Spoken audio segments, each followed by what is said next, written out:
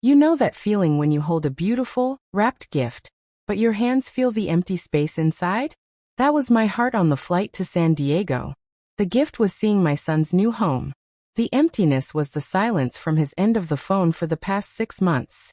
Before we continue, please subscribe to the channel and let me know where you're listening from in the comments. My name is Eleanor. I am 72 years old. My son, Mark, moved across the country 2 years ago for a new job. He met Vanessa. They got married in a small ceremony I wasn't invited to. It was just paperwork, Mom. Very casual, he'd said. Then, the invitation for the housewarming party arrived in the mail. A printed card. It felt like an afterthought. I called. Mark, sweetheart, I'd love to come see your new place. A long pause. Mom, it's not a good time. It's a crazy week. Vanessa's got everything planned. It's mostly her friends from the club. I won't be any trouble, I said, hearing the old plea in my own voice. The one I used when he was a boy and wanted a puppy. I just want to see where you live. I can help in the kitchen. He sighed, the sound heavy over the line. Let me talk to Vanessa. It took 3 more calls, each one shorter than the last. Finally, he relented. Fine. You can come. But you have to understand, it's a busy weekend. We might not have a lot of time. I booked the flight immediately. A direct ticket. I packed my best lavender dress, the one Mark said looked nice on me once. I wrapped a crystal vase, a housewarming gift. My suitcase was small. I didn't want to be a burden. The flight was long. My knees ached from sitting. But I was smiling. I was going to see my boy. I pictured the house. I imagined putting the vase on a sunny windowsill for him. Landing in San Diego was a shock of bright light and warm air. I collected my suitcase and found a quiet spot near the baggage carousels. My hands trembled as I dialed Mark's number. It rang 4 times before he answered. Mom. Mark. I'm here. Evelyn did. I'm at baggage claim. Another pause. I could hear voices, laughter, music in the background. The party had already started. My heart sank. Listen, Mom.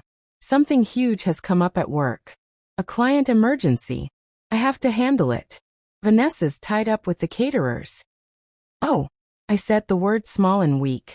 Should I wait at the airport? No. Take a taxi. The address is on the invitation. The key is under the green flower pot on the left side of the front porch. Just let yourself in. Make yourself at home. We'll be there as soon as we can. Are you sure? I don't mind waiting.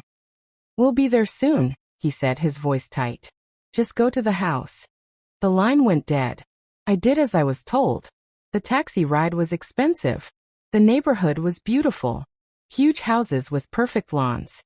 The kind of place I never could have afforded, even when I was working. Mark's new house was a sleek, modern box with giant windows. It looked like a magazine page. The key was under the pot. I let myself into the silent, cold air conditioning. The house was stunning and utterly empty. No furniture except a single, white couch in the vast living room. No pictures on the walls. No food in the sparkling fridge. It was a stage set. I sat on the edge of the white couch, my suitcase by my feet, the wrapped vase in my lap.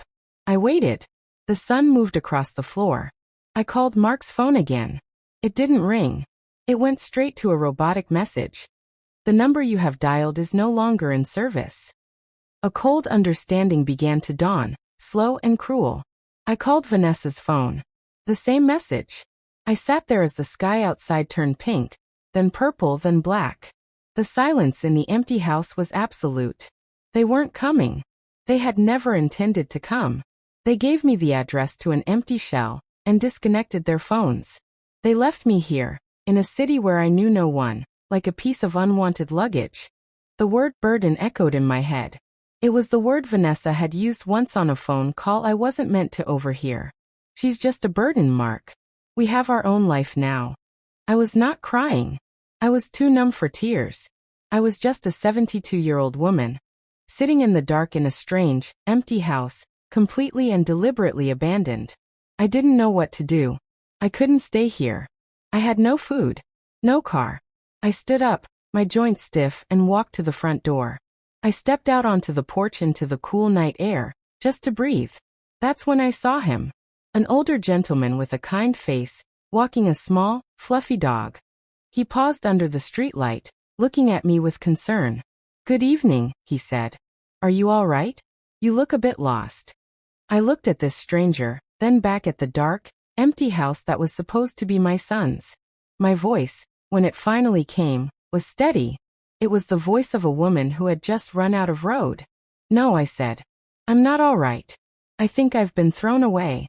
The man with the dog introduced himself as Arthur. He listened without interrupting as I told him the simple, ugly truth. My son. The house. The disconnected phones. "I have a guest cottage," he said, his voice calm. "It's behind my house, just through that gate. It's clean and quiet. You can stay there tonight. No one should be alone after a shock like this." I was too tired and heartsick to refuse. I collected my suitcase and the vase. I followed him next door. The cottage was small and warm, with books on the shelves and a quilt on the bed. It felt like a real home, unlike the cold museum my son owned. The next morning, Arthur brought over tea and toast. We sat at the little table. He wasn't prying. He was just present. "Thank you, Arthur," I said, "for your kindness." "It's nothing," he said. Then he asked a careful question. "Forgive me for asking, Eleanor, but the house your son lives in, that's a very expensive area. Do you know what he does for a living?" "He's a regional sales manager for a tech company," I said.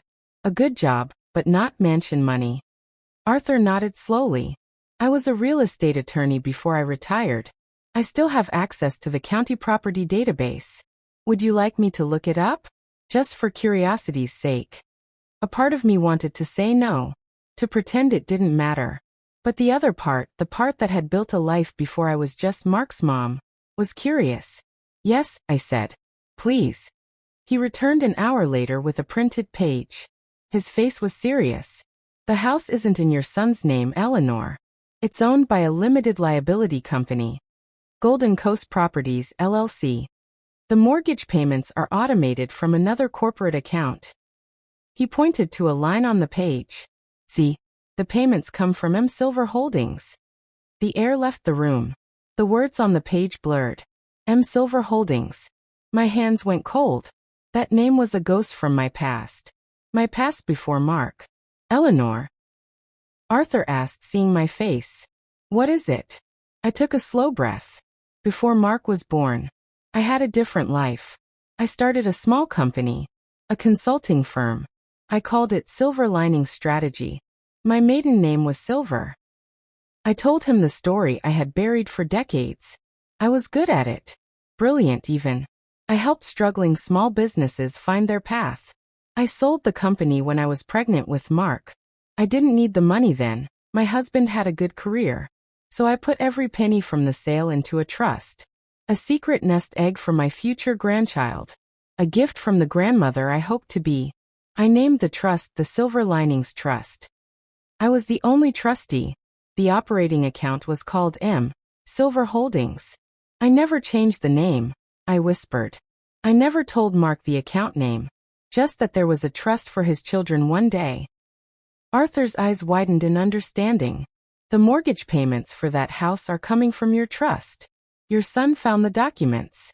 He's stealing from his own unborn child's future to pay for a lifestyle he can't afford." It wasn't just cruelty. It was fraud. Theft. They didn't just throw me away. They were living in a palace built with stolen money. Money I saved. Money meant for a baby's laughter, not their champagne toasts. A fire ignited in my chest. It wasn't the heat of tears. It was the cold, clear flame of fury. I looked at Arthur. "I want my money back," I said, my voice like steel. "I want that house. And I want them to know exactly who took it from them." Arthur didn't flinch. A slow smile touched his lips. It was the smile of a retired general seeing a perfect battle plan. "Then we have work to do," he said. "First, we secure the trust. I know an excellent probate lawyer.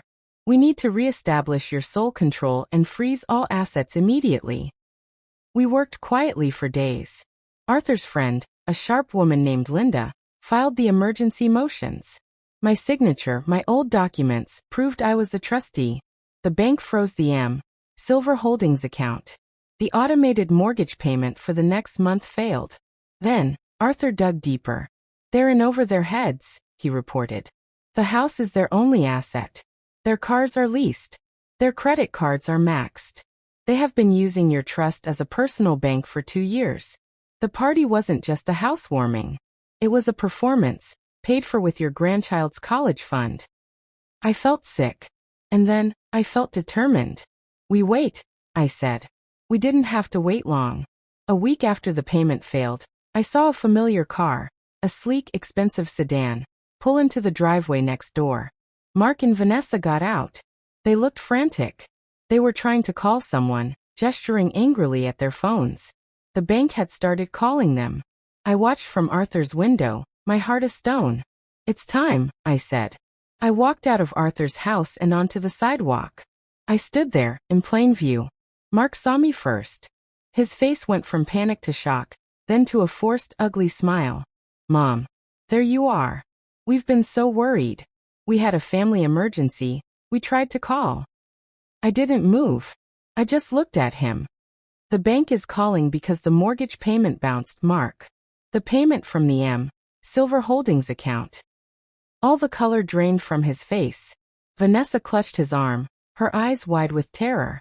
They knew. The game was up. I am the trustee of the Silver Linings Trust, I said, my voice loud and clear on the quiet street. You have been committing felony fraud. The trust is frozen. The house will be foreclosed on.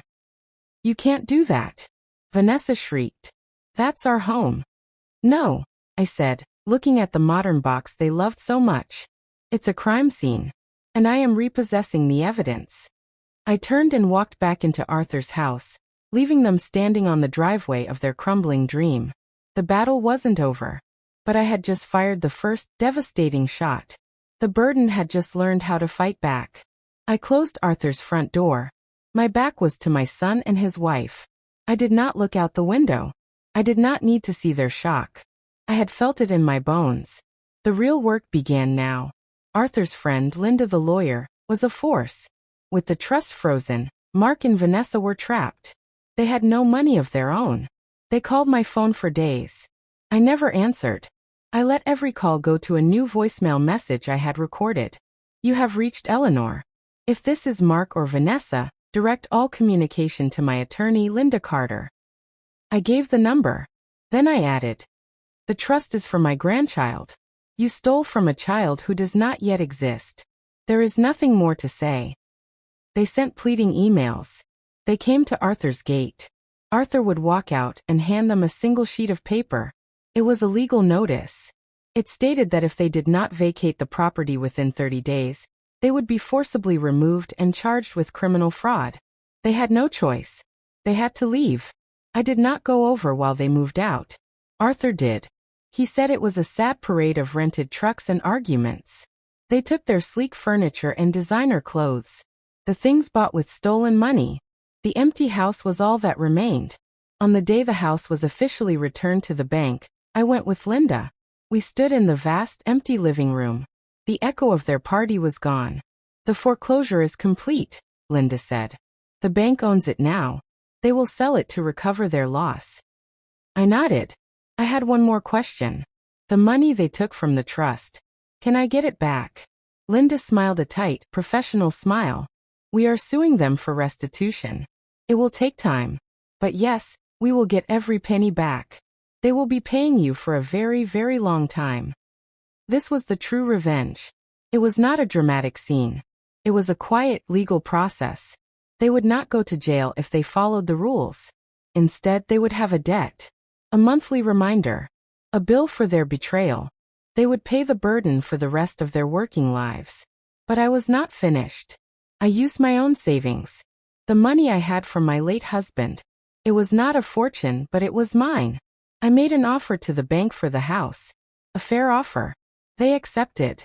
1 month later, the papers were signed. The house was mine. Arthur helped me hire a crew. We did not make it a cold, modern box again. We made it a home. We painted the walls warm colors.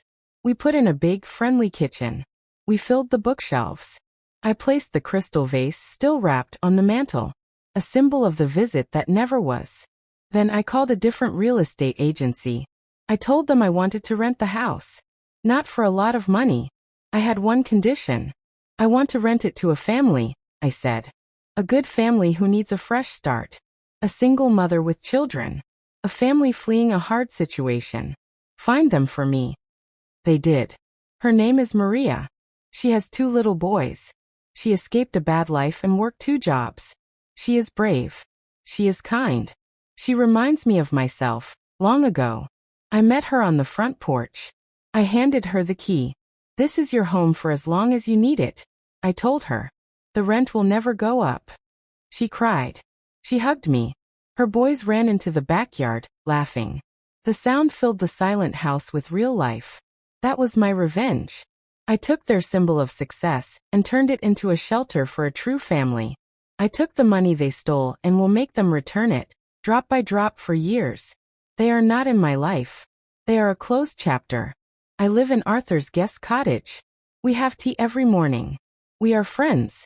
I tend his garden. I have found peace. My story is not about hate. It is about justice. It is about an old woman who was thrown away, but who remembered she was once a fighter. You are never too old to reclaim your power. You are never too old to do what is right. If you have been betrayed, if you have been made to feel small, remember my story. Your strength is still there. It is just waiting for you to use it. Do not let anyone tell you that you are a burden. You are a person. You have value. Fight for it. If this story meant something to you, please do one thing for me. Subscribe to this channel. Click that button. It is free. It tells the world that stories like mine matter. That stories about older people, about resilience, about quiet strength, deserve to be heard. And don't fail to leave a comment below and tell me where you are listening from.